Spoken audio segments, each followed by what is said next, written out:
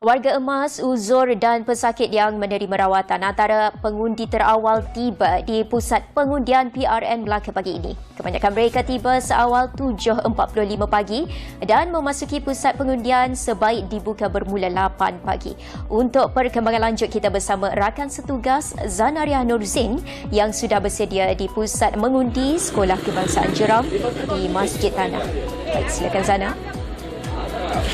Baiklah Suzy, memandangkan pilihan raya negeri Melaka ini berlangsung dalam suasana norma baharu, tinjauan saya dan juga juru kamera Muhammad Hafiz di sekitar Masjid Tanah ini, dan kami pergi ke pusat mengundi di dalam Masjid Tanah ini, kami mendapati sebaik tiba saja, mana-mana pengundi tiba saja di kawasan pusat mengundi, ada saja petugas SPR, petugas KKM dan juga pegawai polis yang akan menunggu untuk menyambut ketibaan pengundi-pengundi. Dan boleh dikatakan setiap pusat mengundi yang saya pergi, kebanyakan warga emas dan juga mereka yang uzur datang seawal jam 8 pagi untuk menunaikan tanggungjawab mereka. Bagi mereka yang uzur, turut disediakan kerusi roda untuk mereka, dan petugas SPR juga akan membantu mereka untuk membuat saringan suhu dan juga mengimbas kod MySejahtera sebelum mereka akan dihantar ke saluran mengundi masing-masing. Suzy, sebenarnya bukan sahaja di Masjid Tanah ini, di pusat mengundi lain sekitar Melaka juga ada juga pengundi yang datang menunaikan tanggungjawab mereka dengan menaiki ambulans, dan ada juga yang sedang menerima rawatan pun datang untuk mengundi.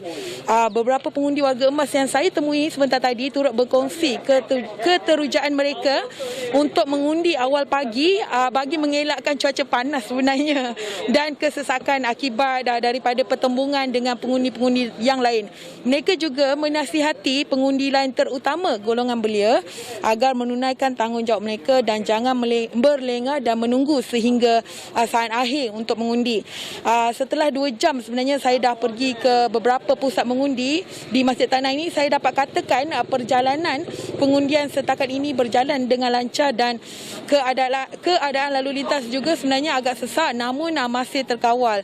Ada saja pegawai polis dan juga anggota polis yang berada di beberapa kawasan untuk memastikan kelancaran lalu lintas, terutama di hadapan pusat mengundi. Baiklah, jika jam 8 pagi tadi saya berkongsi mengenai calon Perikatan Nasional yang Datuk Mas Emiati yang menunaikan tanggungjawab mengundi dia di SK Ramuan Cina Besar. Kali ini saya berada di Sekolah Kebangsaan Jeram, yang mana sebentar tadi calon Barisan Nasional Dun Tanjung Bidara Datuk Seri Abdul Rauf Yusof selesai mengundi pada 8.43 pagi.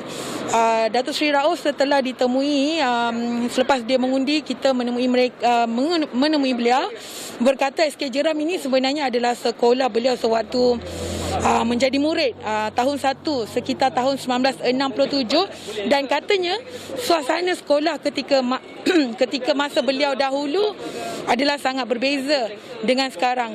Katanya dahulu beratapkan nipah dan juga berlantaikan tanah, tetapi disebabkan pembangunan dan juga kecanggihan, sekolah SK Jeram ini yang dulunya pernah menjadi sekolah beliau sudah pun selesa.